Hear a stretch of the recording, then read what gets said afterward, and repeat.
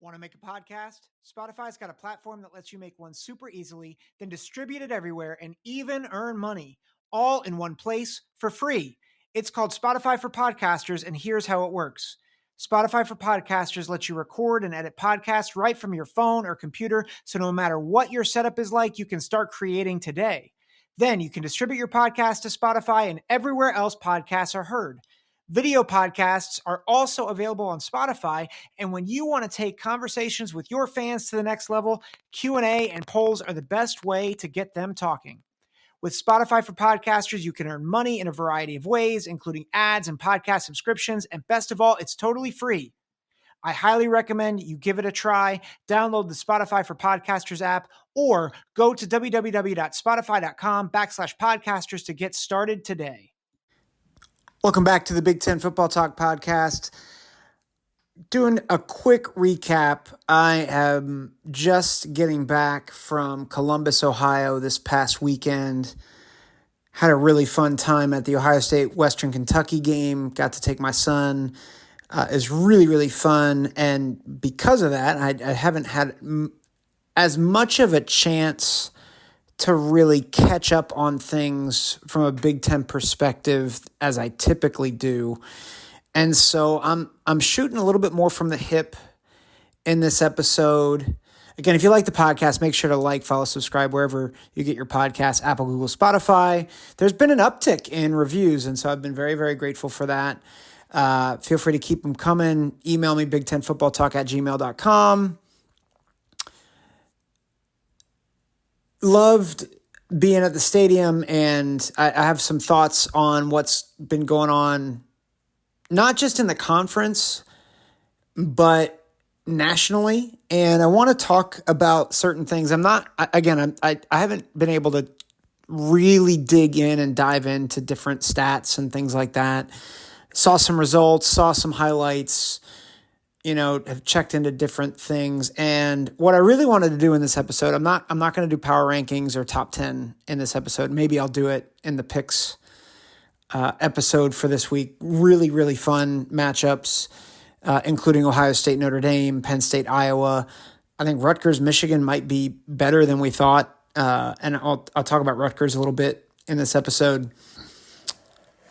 I want to start with, I think, a premise that I feel like is more and more likely. And I think different outlets tried to warn us of this. Guys like College Football Nerds and Josh Pate and others who I really respect. And it's this. There's no elite team in college football this season. I was having a discussion with Yankee Wolverine on X, and it was good. He was chiding me a little bit about my thoughts on Wisconsin, that I thought Wisconsin might be better positioned to win the Big Ten this year. And he mentioned Big Ten or Big Ten West, and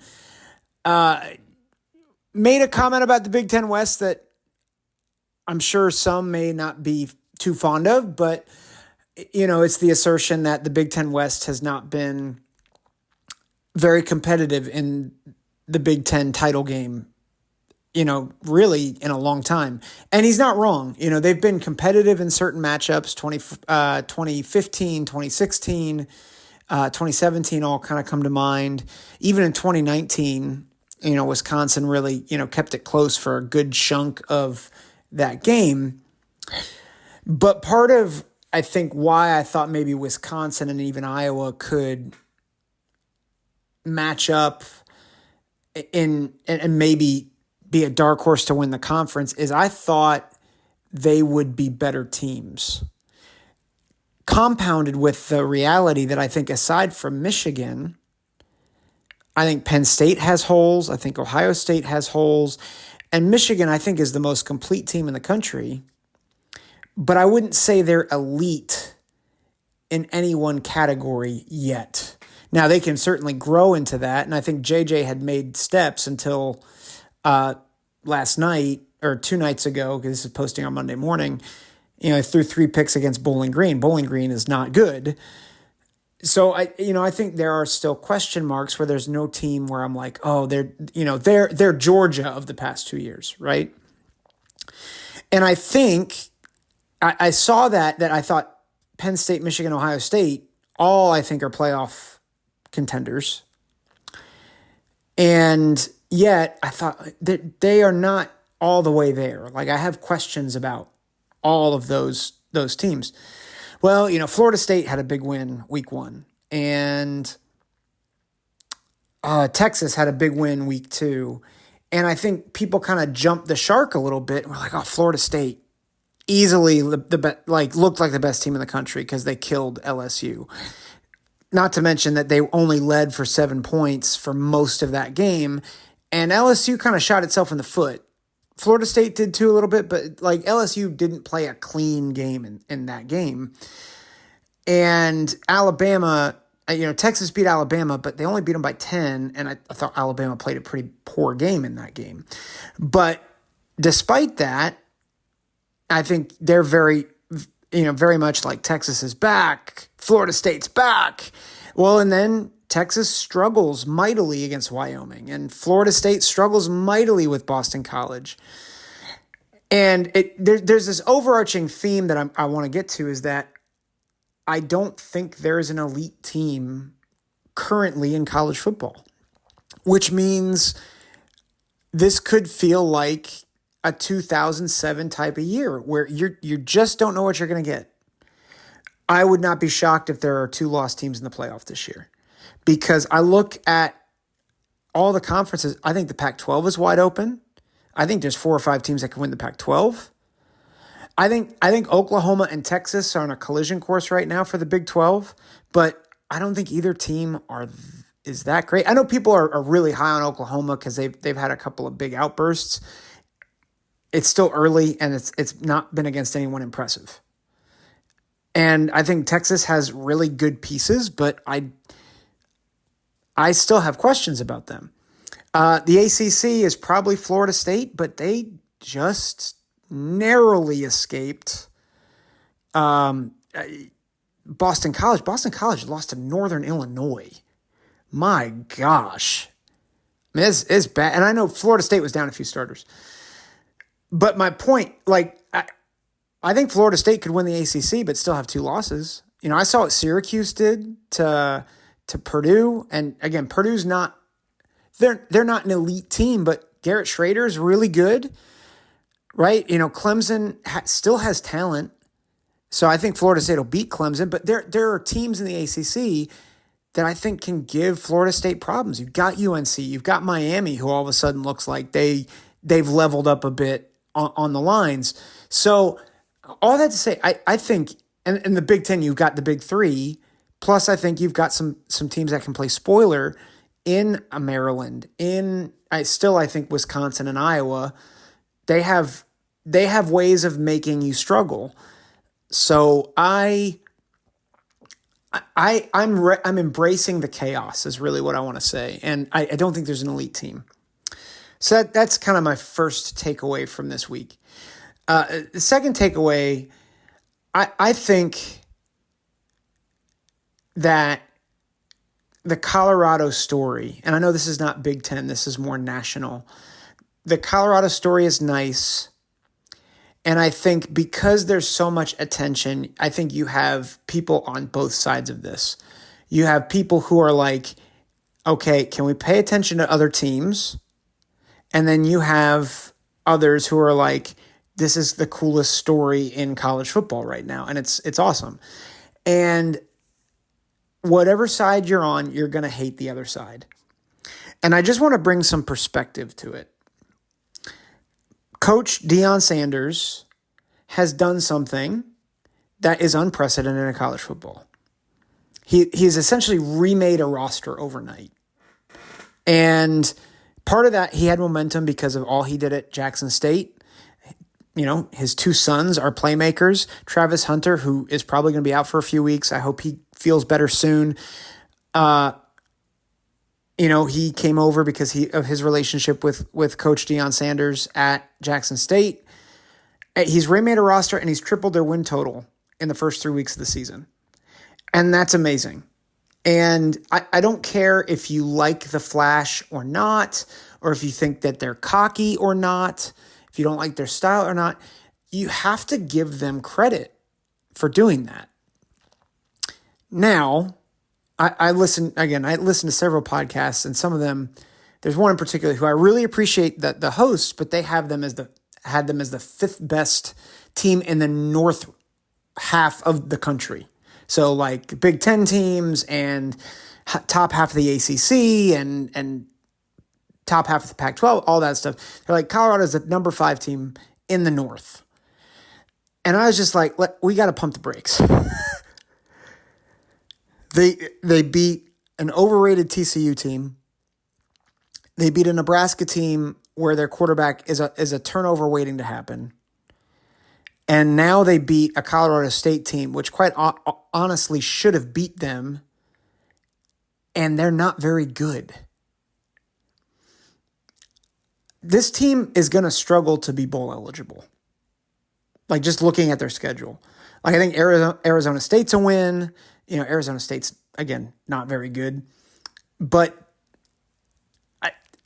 they have USC on their schedule. They have Oregon. They have Oregon State. The Pac-12 has a lot of teams in it that are really good. Washington. I think Washington might actually be the best team in the country right now. They are legit good. Now, Michigan State is, I think, they have some issues, and it's not just the coach issue, right? Like there are schematic issues defensively that they've had them for the past several years ever since Mel Tucker came. So I was not surprised by the outcome of the Michigan State game, but all that to wrap this up in a bow, I went on a little bit of a tangent there on Washington. Colorado is like, they haven't played anybody.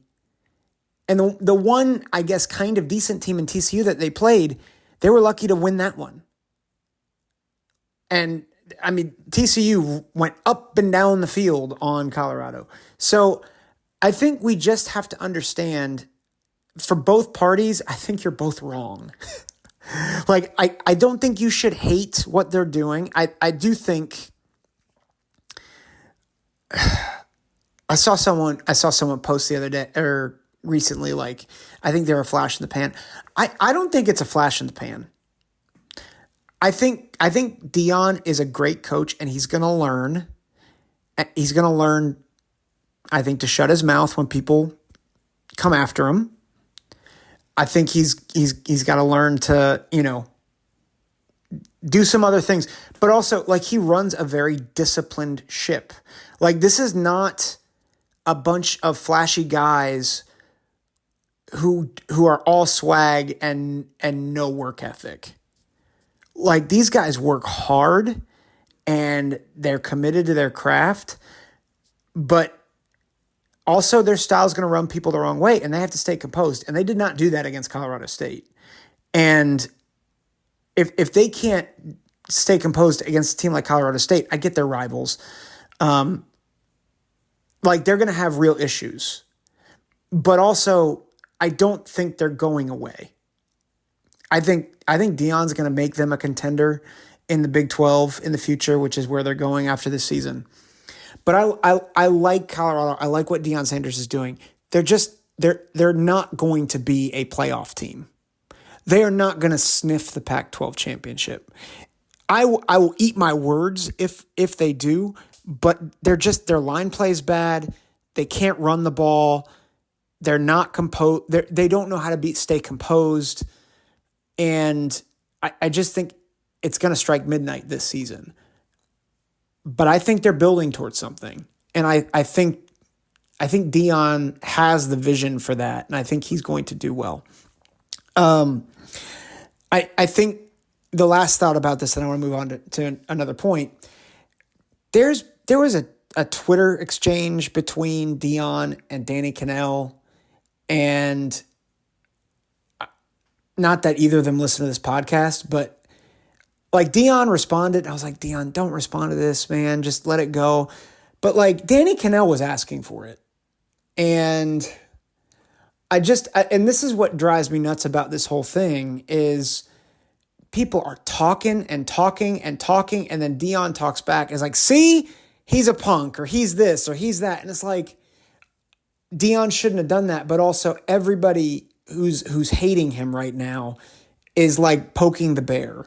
And then, quite honestly, even though Colorado was guilty about several things on Saturday night, Colorado State and Jay Norvell, I'm sorry, they played classless and they played dirty football, including the hit against Travis Hunter. They shouldn't have retaliated. Shadir Sanders shouldn't have tried to eye poke. But it's ridiculous, and it's just a tough situation. I want to move on to another point here that's outside the Big Ten, and I want to get back to the Big Ten. There's a lot of people right now that think Alabama is in a lot of trouble. They struggled against USF. They struggled against, they obviously lost to Texas.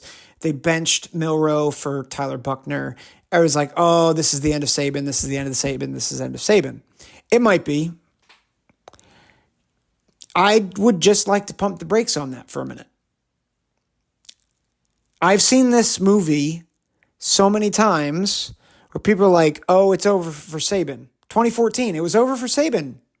Alabama, worst quarterback ever in Blake Sims. He wasn't very good. And, oh, they lost all this talent, yada, yada, yada. And, they have Jake Coker, who's okay, and they lost to Ole Miss and Bo Wallace, and, oh, it's not good. And then Bama wins the national championship. I've seen that movie before. And Alabama, Saban knows how to win. Now, I don't think he's done a good job hiring assistants, and I think that's got to change in a hurry. But again, with the way that this season is set up, I think a lot of people right now are like, Bama is a top 20 team at best. They're not playing really well, and I think people are just writing them off. And I'm just here to tell you, in a year where things are probably more wide open than ever in the playoff era, don't be surprised if they sneak in at the end and then win the Natty, because they have talent. If they figure out the quarterback position, that really will go a long way. I don't know if they will. And I think that if they're held back, that's the thing that'll hold them back. They have other holes, though, and other things that are a problem. A freshman at the right tackle spot in Caden Proctor. They have a freshman in Caleb Downs as their number one safety. That's a problem right now. But they're going to start getting reps, and they're going to get coached up. And I mean, if the quarterback gets figured out, and we're in week 8, week 9, and Bama still only has the one loss to Texas, just look out. I'm just saying, because as someone who has wanted Bama to lose every year since Nick Saban has gotten them good, I have constantly said this is the end of Bama, only for them to come back and either win the national championship or be a major player in the playoff. I'm just forewarning you guys, as a Big Ten audience who wants to see the downfall of the SEC, just don't be surprised. The other thing I'm just going to mention, the SEC East, Georgia is not impressive. They came back and beat South Carolina. Good for them. Got to watch out for Florida now after the upset against Tennessee. I don't think Tennessee's great, but I still think Tennessee could give them problems. And look out for Missouri. Missouri just upset Kansas State. That schedule looks a little bit more challenging than before.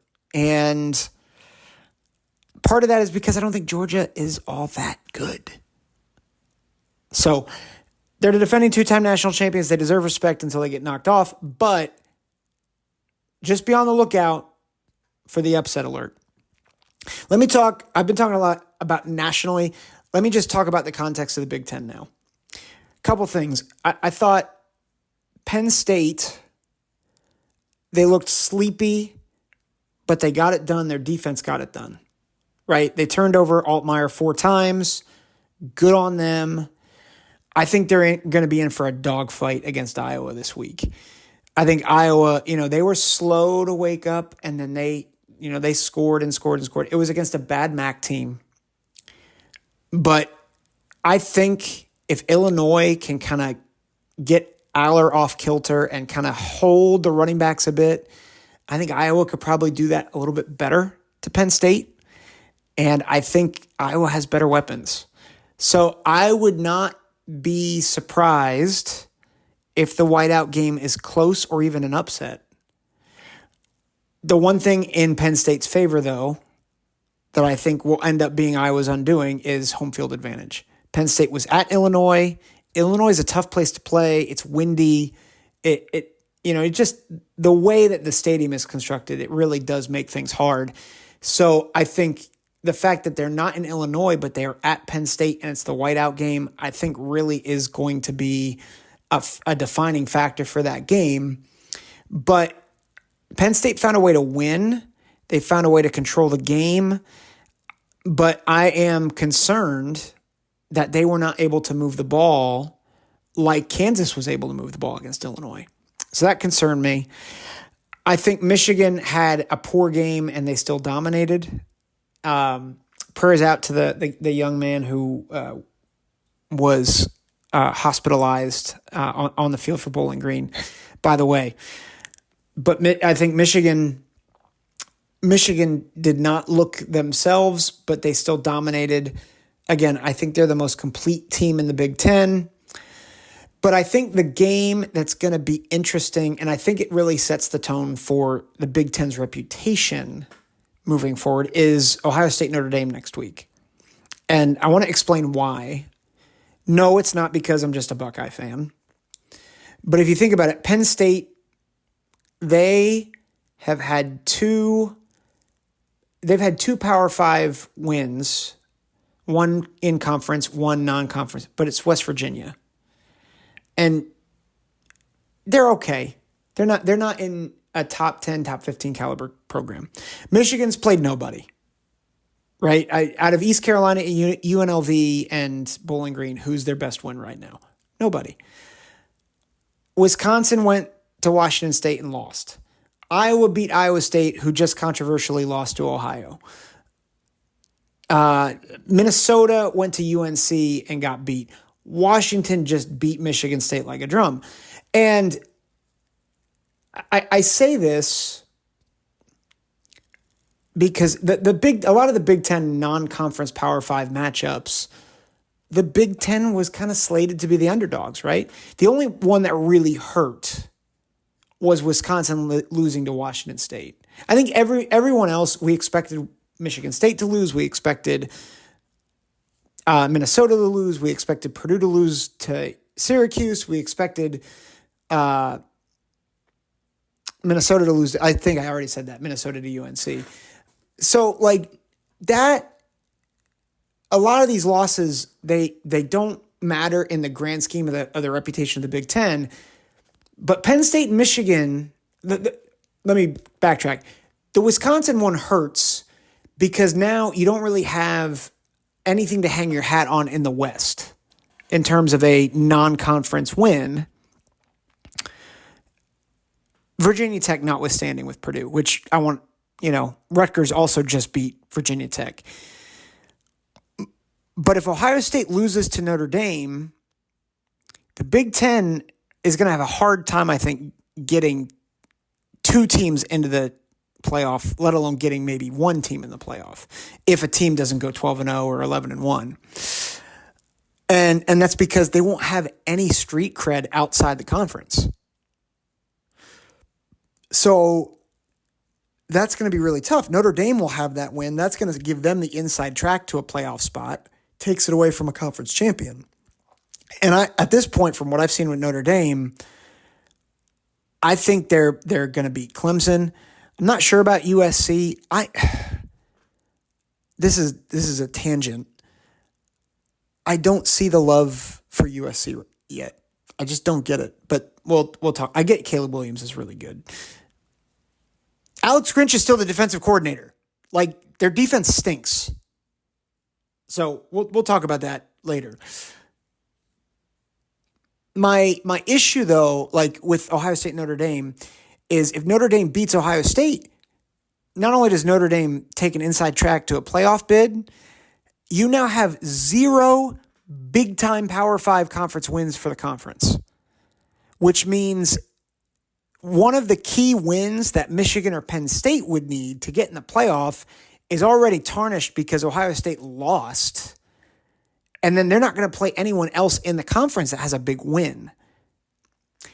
If you flip it, though, if Ohio State goes on the road and beats Notre Dame, well, then anything that happens beyond that is gravy for the conference. So, like, say Ohio State goes on the road, beats Notre Dame, but then loses to Maryland. Well, then Maryland has the cachet of beating a big-time power who has proven on the road that they're a big-time power team, right? All of a sudden, they're jacked up in the rankings. That's another big-time win for Michigan or Penn State. Or if Ohio State beats Maryland, well, Maryland got beat by a better team, right? And then Penn State comes in, and either Ohio State or Penn State wins. And you see that where I'm going is the narrative of the conference really hinges on that game. Now, do I think we'll get a playoff team from the conference? Most likely. Like, I don't see any of these teams. I think at least one of the teams is going 11-1. And I don't think, unless if like Notre Dame goes undefeated and the Pac-12 champ goes undefeated, the Big 12 champ goes undefeated, and the SEC champ goes undefeated, or the ACC champ goes undefeated. I would imagine a Big Ten team would get in there, but I think it does limit the flexibility and margin for error. It might push a team out if several teams do well, especially if Florida State, who beat LSU, and Texas, who beat Alabama. It does make it difficult. It will make it more difficult for a Big Ten team to get in. So I think a lot really hinges for the conference on that game. Last thing I'll say, and then I'll get us out of here. Can we talk about Rutgers for a minute? I get Rutgers beat a not very good Virginia Tech team. And by not very good, I mean they might finish last in the ACC. Like, they're not very good. And yet, Rutgers beat them by 19 points. Like, they beat a Power 5 team by 3 scores. And, I mean, they were favored going into that matchup, which to me speaks volumes for the trajectory of Rutgers. I have not been very kind to Rutgers over the past few weeks. You know, they're kind of the butt of every joke. We just don't treat them with high regard. And yet, I think what Greg Schiano is doing for that program is so, it's incredible what he's doing. And I know a lot of people don't give him credit for it because he's not making bowl games yet.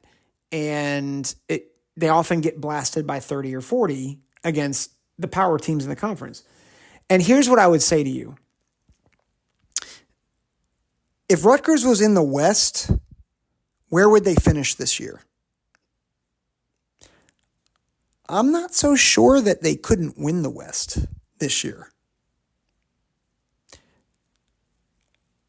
Like, I don't know. I mean, they dominated Northwestern like Duke did. Duke's pretty good. They beat Virginia Tech by more than Purdue, and I think actually dominated Virginia Tech more effectively than Purdue did. They've got the running game really working with Monangai and Wimsatt. That's the challenge for Rutgers right now, is they're not in the West. They're in the East. And their schedule this year is brutal. Wisconsin, Iowa are their 2 other West crossover games. But imagine the beginning of the season, if you said that on your schedule you had Virginia Tech, You had Wisconsin, you had Iowa, you had Michigan, Michigan State, Penn State, and Ohio State. Like, if you saw that on your schedule, you're like, oh yeah, Michigan's going over in those games. And I know people don't think much about Virginia Tech right now, but even just think a few years ago, before the Justin Fuente era, right? Like, Virginia Tech was a power. And I think we have to remember that context, not just that Virginia Tech, not just about Virginia Tech, but the context that what Greg Schiano is doing and building at Rutgers is very impressive, and I think actually might be more impressive than what he did when they were in the Big East, where the only major teams he had to face was West Virginia and Louisville. Like, the Big East, when Miami and Virginia Tech, and not that Boston College is great, but when those teams left for the ACC, that conference was a shell of itself. I mean, West Virginia was winning the Big East, and they had a couple of big bowl wins. But let's be honest, the Big East was the bottom of the barrel of the Power Six conferences, of the BCS conferences. And so for Rutgers to rise up and almost win the Big East for a couple years, I mean, it was great at the time, but it wasn't that big of an accomplishment compared to being in a conference where you have three teams who could legitimately win the national championship this year. And so you're building this program, and I think they could get to bowl eligibility now. Like, I had them going 2-1. I didn't think they would beat Virginia Tech in the preseason, but they're 3-0.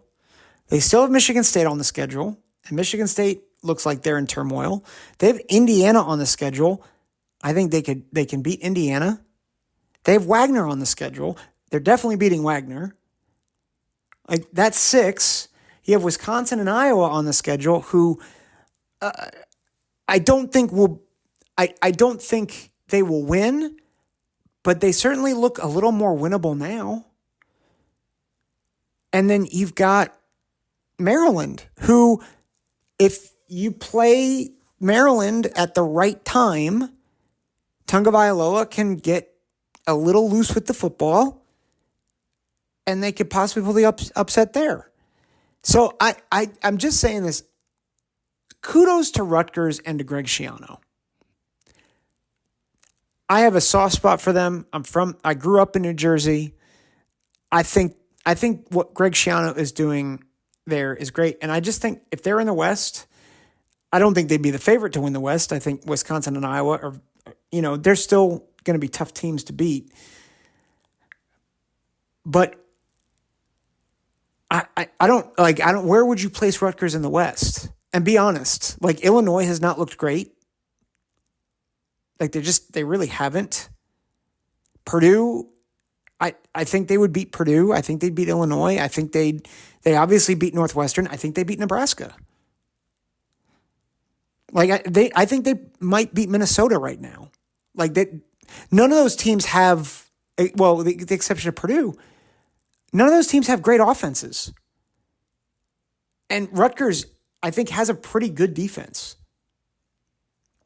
Now, they haven't played a good offense yet. I'm very curious to see how their defense holds up against Michigan.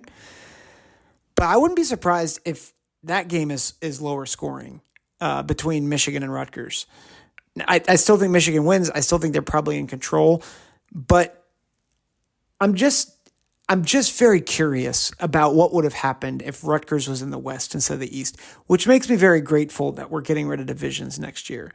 Because while Rutgers will still have tough teams on their schedule, it's not going to be Ohio State, Michigan, Penn State every single year for them. So I'm excited. I think Rutgers is going to go to a bowl game this year. And I think if they do,